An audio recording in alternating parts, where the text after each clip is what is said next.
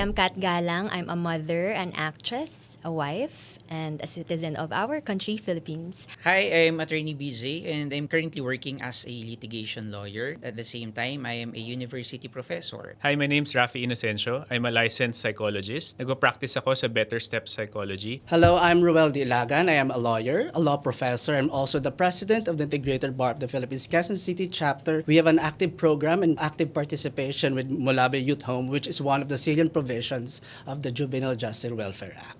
At today, pag-uusapan natin yung mga psychological factors kung bakit may mga ganitong pangyayari sa ating bansa ngayon. Naalamin natin ano ba talaga ang kahalagahan ng RA 9344 or yung Juvenile Justice Act. Sino ba ang dapat managot dito? Meron ba talagang liability ang mga bata kapag meron silang krimen na nagawa? I just want to know kung ano ba yung maaaring maitulong ng gobyerno sa atin when it comes to the safety of our kids, especially nowadays na may mga incidents tayo na nangyayari sa school. Magandang araw muli sa inyong lahat at welcome sa aming podcast na Cheese Whiz, Usapang May Laman. Pag-uusapan natin para sa episode na to, ako tawag dito palagi JJ Law, yung Juvenile Justice Law. Kaugnay siyempre ng mga naganap na pangyayari sa Tacloban at sa ilang pang parte ng ating bansa. Hindi lang itong nakarang linggo, pero noong mga nagdaang mga taon din at hindi sana mangyari, maaaring mangyari muli sa ating bansa, saan mang probinsya o lalawigan. At para sa topic na ito, mga kasama at mga kapiling natin, ang ilan sa mga piling bisita. Maraming salamat sa inyong pagdalo at pagtanggap sa aming paanyaya. Unang-una, sa aking kaliwa, si Miss Kat. Siya ay isang nanay, maliban sa ibang bagay na ginagawa niya, kabilang na ang pag-arte. Miss Kat, magandang umaga sa iyo. Good morning. Good morning po, sir.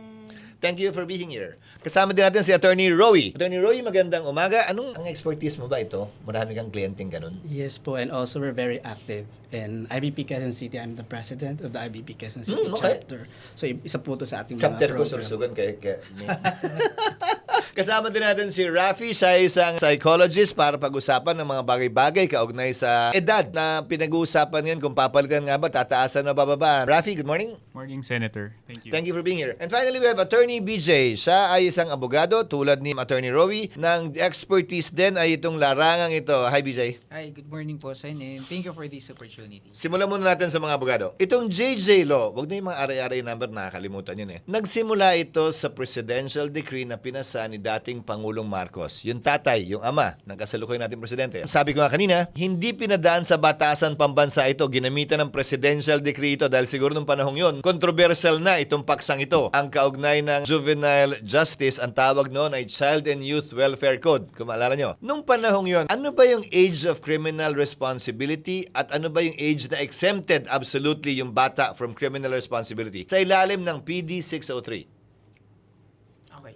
So, Nagkahiyaan under pa ako. PD 603, baka magkaagawan ng mic niya. So, under PD 603, mas mababa yung age of criminal liability. Pwedeng kasuhan ay yung mga bata na kung saan ang edad nila ay 9 years old pataas. So, pag 8 years old ka pababa, Pababa, totally exempt from criminal Kahit anong gawin mo. liability. Kahit anong krimen yung gawin. Kahit gaano kabigat yung krimen na gawin. Unlike dito sa bagong batas natin, yung JJ Law, totally exempt from criminal liability ang bata kapag ka ang edad niya ay 15 years old pababa. Yung mga nasa edad na above 15 years old and below 18 years old, they are also exempt from criminal liability. Pero dito, tinitignan na natin yung discernment. bagawin natin ng konti. 15 and below, 15 and below, may liability pero hindi buo, hindi kompleto, hindi absolute. Kailangan niya pagbayaran yung ginawa niya. wala siyang criminal liability. Wala pa. Wala. Pero yung above 12 years old to 15, meron kapag Wala pa rin siyang criminal liability pero kailangan niyang mag-undergo ng intensive juvenile intervention and support center. So mas mabigat na yung intervention program dito. Pero kung meron pa rin ba siyang kulong, wala siyang kulong. hindi kasi kulong ang tawag sa papapanatili ng bata sa isang tinatawag nating bahay pag-asa. Ano ba ang bahay pag-asa? Ito yung facility na minandato ng gobyerno sa mga probinsya at highly urbanized city na dapat dito ilalagi yung mga bata na nakagawa ng krimen. So Hindi siya pwedeng lumabas doon. Hindi siya pwede lumabas doon kung ang edad niya ay above 12 years old hanggang 15 years old at ang krimen na nagawa niya ay mabigat. So ito yung mga murder, rape, or drug-related cases wherein the penalty is more than 12 years. So bagaman hindi kulong ang tawag, hindi siya pwedeng lumabas. Hindi. So kung titignan po natin, Sen, meron pa rin pong yung liberty niya ay controlled ng government. At hindi ito dahil meron siyang pinagbabayarang kasalanan dahil gusto ng pamahalaan, i-rehabilitate siya.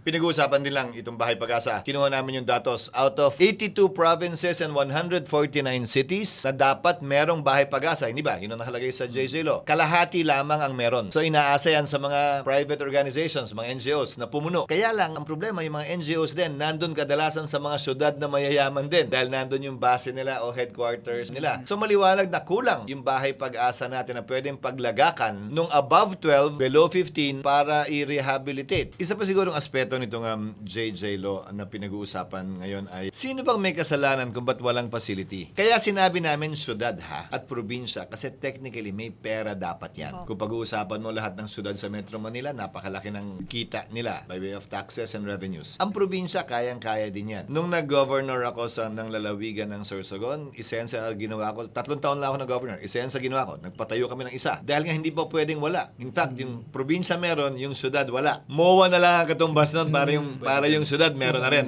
Di ba? At yung ginawa naming facility, kaya halos kabisado ko yung Bahay Pag-asa, ay tumutugma. Bagaman kulang yung aming CICL, functioning yung Bahay Pag-asa namin. With the big help of the NGO, the private sectors, and the religious groups that help run the Bahay Pag-asa. Paano, Attorney Roy, kung walang Bahay Pag-asa? Saan dadalhin yung bata may edad 12 pataas hanggang 15? Sa batas, kailangan po may Bahay Pag-asa, but of course, wala. in reality, hindi Kalahati hindi nga lang po sa mga syudad at probinsya ang meron. In reality po, hindi to na-implement. So sa batas po, meron tayong community-based intervention program. So dapat po sa mga barangay, meron ganitong programs at meron ding facility. But hindi rin po natin alam kung na-implement nila. So in reality po, maaari ang mangyari yung mga batang to uuwi sa kanilang bahay and then magre-report po sa barangay. Hindi ba't may provision din sa JJ Law na kapag ka hinalo mo ang isang CICL, Child in Conflict with the Law, kumaga bata na may ginawang krimen, sa ordinaryong kulungan o piitan ng mga matatanda o above 18, hindi ba may kaparusahang kaakibat yon? Meron din po. So isa po yan sa problema natin. Aside from yung implementation, wala po tayong facility to accommodate yung mga children in conflict with the law. So hindi mo masisi kumbaga yung mga pulis kung sakasakali na pakawalan kasi kung walang facility, anong gagawin nila? Sila naman ang makakasuhan. Sabi mo kanina, Attorney BJ, 12 years old pataas. Ano ba ibig sabihin ng 12 years old pataas? Pagka ako ba'y nag-birthday kahapon, above 12 years old na ba ako na pwede na akong masubject sa intensive intervention? Yes, since sa computation natin sa batas, kung ikaw ay 12 years old and 1 day, that is already considered as above 12 years old. Above 12. So Kaya pasok ka na. determine natin yung birth date noong CICL. So pasok ka na dun sa 12 to 15. Yes, sir. Tapos pag sinabi mong 15 and below, ibig sabihin pag ang birthday ko bukas, magsi-16 ako. Ngayon ko ginawa yung krimen, 15 pa rin ako. Yes, considered as 15 and 0 day. Exempt ka pa rin sa criminal liability. Pwede ko po matanong kung paano po ba naiiba yung parusa pag yung kid is 15 below pero nakagawa po siya ng mabigat na krimen. Unahin ko, hindi pa rin parusa ang tawag. Yes.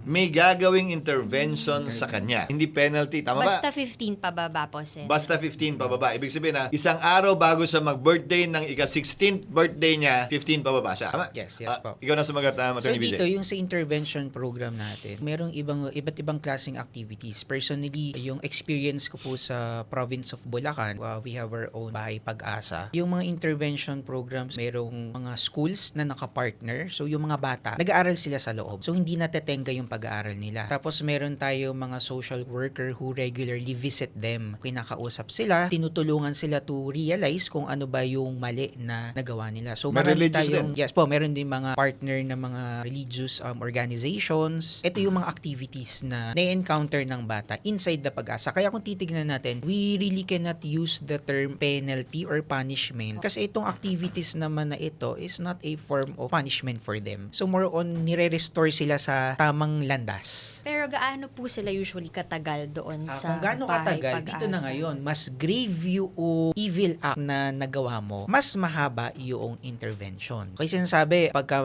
mas mabigat yung evil act, at least 1 year minimum yung intervention mo. May nasiskip tayong edad. 16 to 18. Anong mangyayari sa kanya pag may ginawa siyang krimen? Above 16 to below 18. So 16 years and 1 day hanggang isang araw bago ang birthday mo, ang debut mo. So, dito, Sen, as a general rule, exempt pa rin from criminal liability yung minor. Pero dinedetermine natin dito yung tinatawag natin na discernment. Medyo nagkakaroon ng confusion, lalo na sa social media, nagkakaroon na ng kanya-kanyang definition ng discernment. Ano ba talaga yung discernment? Sabi ng batas, ito yung mental capacity of the child to understand the difference from what is right and from what is wrong, and also to determine the consequences of his action. Paano sinusukat to? Sa korte ba to? Psychologist? Psychiatrist? Bahagi ba yan ng trabaho mo, Rafi? Nagiging parte kami kapag tinatawag kami ng DSWD or ng NGOs that are working with the Bahay Pag-asa to help assess the children. Pero I think, attorney, di ba, ultimately, ang nagdedetermine ng discernment is the judge. Under the law, kasi even us lawyers, we cannot determine whether the child acted with discernment. Meron tayong naging ruling ng Supreme Court in 2022 na kung saan sabi ng Korte Suprema, una, hindi natin pwedeng i-presume that the child acted with discernment. So meron tayong gabay na kailangang sundin.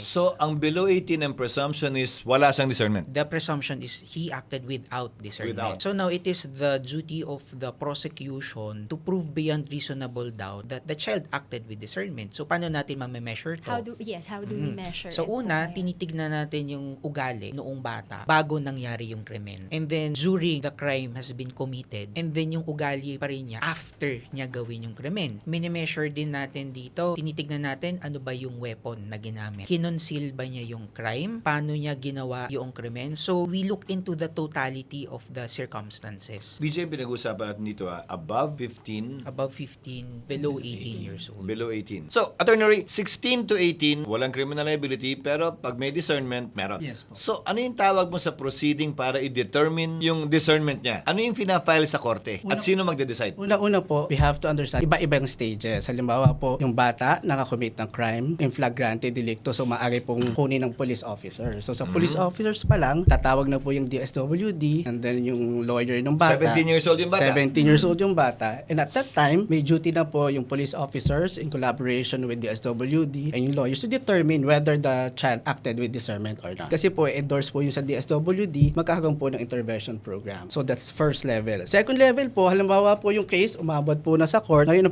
ang pag-uusapan, did he act with discernment? What do you mean by umabot sa court? Kasi kung sabi ng police without discernment, hindi niya na isasampa yung kaso. Halimbawa po, doon po sa court naman po, halimbawa pinag-uusapan natin if a person committed a crime, tapos sasabihin nila with discernment or not, para po maintindihan lang natin, o kaya yung tao may mental incapacity or whatever, di-determine din po nila kung may discernment or wala yung tao. Para Sino sila? Nung judge po, pag nasa korte na. Hindi, bago dumating sa korte. Kasi wala pa nga siyang criminal liability, di ba? Yes po. Hinuli pa lang siya. So, ang kaharap niya police. Papatawag ng social worker. Yes po. Wala pa tayong psychologist. Wala ka pa doon, Rafi. Yung determination ng police at social worker ang magdidikta kung sasampahan siya ng kaso sa korte? Hindi, di ba? Hindi po kung sasampahan ng kaso, but lalagay po doon kung may determination na kung may discernment or not. So, pag prepare po yung documents for preliminary investigation, meaning nasa prosecutor's office, mayroon po doon na initial determination whether the person acted with discernment or not. So, yung pong fiscal, yung prosecutor, since siya po ang magde-decide doon sa kaso, siya po ang magsasabi din based on his or her assessment kung if the child acted with discernment or not. Kung dadaan sa PI, paano kung hindi? Dahil madaling araw yan, gabi. Di ba? Mabilis na proseso lang yun. Nagkaka-inquest din po. So, may duty po kasi lagay po sa batas pag may inquest, kaya po meron tayong DSWD, pinapatawag din po yung So, yung fiscal ang magde-determine initially? Yes po. Ha? In collaboration with the DSWD. Initially, DSW. So, pag may discernment siya, yung fiscal, inquest, or nag-PI can now file a case Yes. So kung before the courts. Yes, Sen. So kung titignan, lahat pa rin ng kaso or any criminal act committed by a minor, kailangan dumain pa rin sa korte because it is only the judge who has the final say whether the child acted with or without discernment. Sa edad na yun. Yes, Sen. Pero sa below 15 Sa below to 12, 15, walang papel ang wala. judge. Hindi niya makikita ang judge. Yes. Since we are talking about 12 and pataas, what if po, like, since pabata po ng pabata yung mga incidents natin, tas ako po, I have a 10-year-old daughter, syempre. Paano po kung ang makapag-commit ng crime is like 12 pababa, like 11, ganyan. Tapos, proven naman po na talagang planado or matalinong ginawa ng bata or after assessment, mapatunayan ng like psychologist na mataas yung pag-iisip ng bata, yung intelligence niya. Parang ang hirap patunayan na, ay hindi, di niya yan kayang isipin, di niya yan kayang gawin. Pero like the evidence showed it. Paano po yun? Kung 12 pala pababa, wala naman po palang gagawin sa So, other 12 pa- and below, hindi na po titingnan kung with discernment or without discernment. Absolutely, walang responsibility, absolutely no intervention, any liability. So, uuwi lang siya sa bahay. Seryoso po?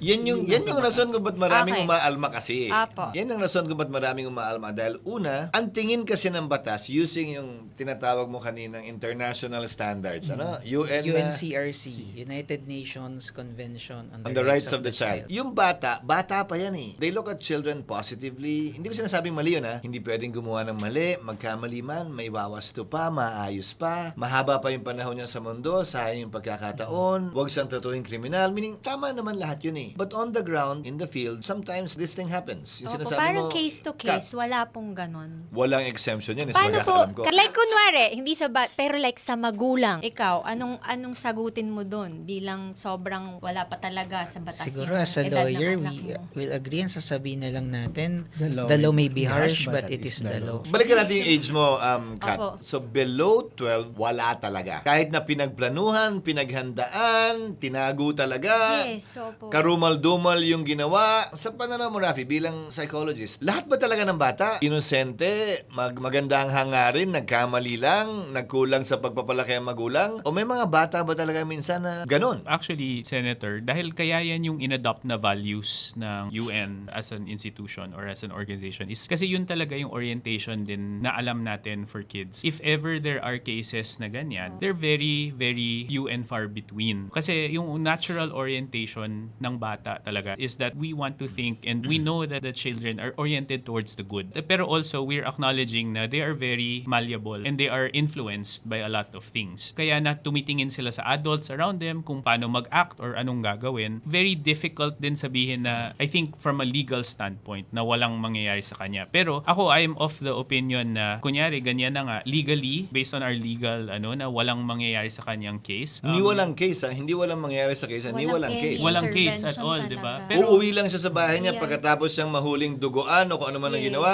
Right. papauwiin siya. That's a legal question. Pero from a developmental question, a psychological question, there has to be consequences pa rin that happen to a person like this, a child like this. Kasi nga, the belief we have is that meron siyang chance na magbago, maintindihan fully yung ginawa niya, and hopefully that leads towards rehabilitation to becoming a functional member of society later on. Para sa akin kasi, oo sige, as a human being, ganun tayo dapat tumingin. Pero paano mo tatalikuran at pipikit yung mata mo nga sa mga sitwasyon na sinabi ni Miss Kat kanina. Bagaman rehabilitative ang ating penal system, hindi na nga bilanggo ang tawag, di ba? PDL na eh, di ba? Persons deprived of liberty na eh. Hindi mo na tinatawag na bilanggo yung bilanggo, hindi mo tinatawag na convicted, di ba? PDL ang tawag doon. So, papunta tayo to a more humane treatment of those who commit mistakes. But what about the point of view of the victim? Yung magulang, yung kapatid. Sa edad natin, pag may tinulak tayo na hindi natin sinasadya, namatay o nasagatan, di ba? Homicide yon o reckless imprudence. Sa bata, pag tinulak din niya yung kalaro niya at nahulog o nalunod, homicide yon o reckless imprudence pa rin, resulting in injuries, pero walang-wala. Maliwanag sa utak natin yun kung 3 years old, 4 years old, di ba? 5 years old, talagang naglalaro lang, nagtulakan, nagano. Pero minsan kasi, yung edad ng bata, lalo na sa internet at social media ngayon, parang mas mabilis na silang tumanda at mas nakakaalam ng pagkakaiba ng tama at mali, yung discernment mong sinasabi.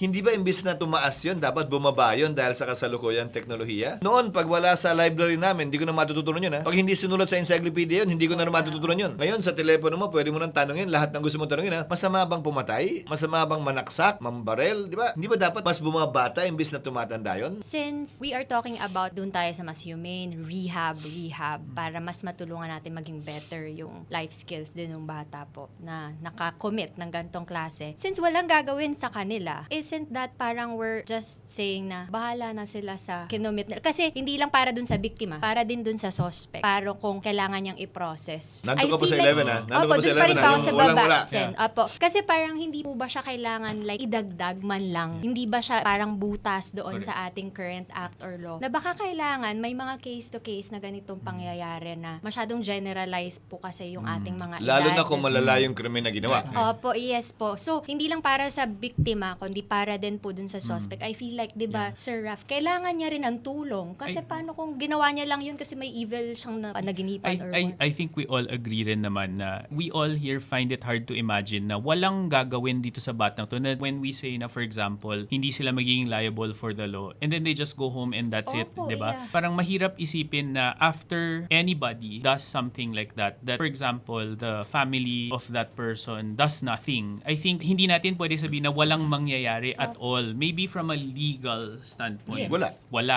But then, I find it hard to imagine na, for example, uuwi siya, the community doesn't try to intervene on its own, di ba? Or even the family and the parents try to find ways to intervene towards nga that rehabilitative. Perhaps from a legal question, wala. But Pero nasa ideal ka pa rin, Rafi eh. What if Kung walang magkahiwalay yung kakayahan. magulang, Right. Oo, walang kakayahan. walang pakialam or walang pakialam yung magulang, yung community mong sinasabi, pag nakatira ka sa barangay na nakikita mo yung mga kapitbahay mong hindi ka pinapansin, sinisigawan ka, pero kung nakatira ka sa bahay na may mataas na bakod, wala namang community dun eh. So I think parang ito yung point where this is the gap in Yes, I what think it's a systems big we gap. have. Or in kung us, mayaman ka nga, pa-abroad mo na. Correct, Walang may kilala sa kanya ron, walang Tapos nakakaalam ang ng ginawa niya. usapan, yes. So we're identifying a gap in how these things happen. We have a juvenile justice law, pero dapat siguro lawakan pa natin Opo, yung tingin yes. na okay, so what do we do in these cases? Kasi obviously none. Hindi lang, sabi mo rin, malleable kaninang bata. So hindi kaila sa atin na may ilang mga sindikato, mga masasamang loob, na sadyang ginagamit yung mga bata dahil malleable nga eh. Madaling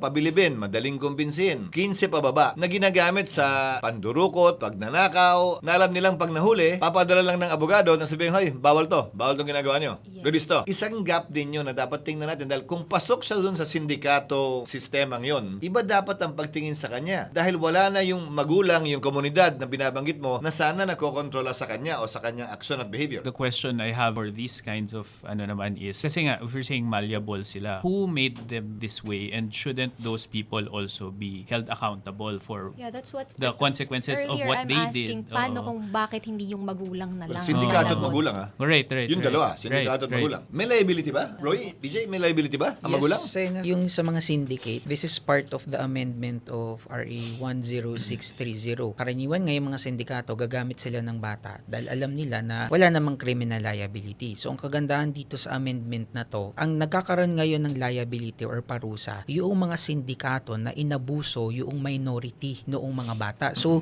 we look into the children here as victims. So, hindi sila yung gumawa ng krimen, pero biktima lang din sila nung pang-aabuso na ginawa ng mga sindikato. Just to add, Senator, may provision kasi doon sa mandatory law, yung exploitation of children in the commission of the crime. So, ang nilagay po dito, if you exploited children or use these children in the commission of the crime, yung pinakamataas na penalty yung i-impose. As to the question naman, kung yung parents are liable, nasa batas dis po, yung parents are jointly responsible for their children. Criminally, they are not liable because criminal act is a personal act. Kung sinong gumawa nun, siya lang yung pwedeng makulong or masentensyan, etc. But respect to civil liability, meron po sila, may presumption na they are also civilly liable in the absence of proof that they exercise diligence and the supervision ng bata at saka po in the prevention of the crime. May question ako, hindi ako nagpapakabar ha.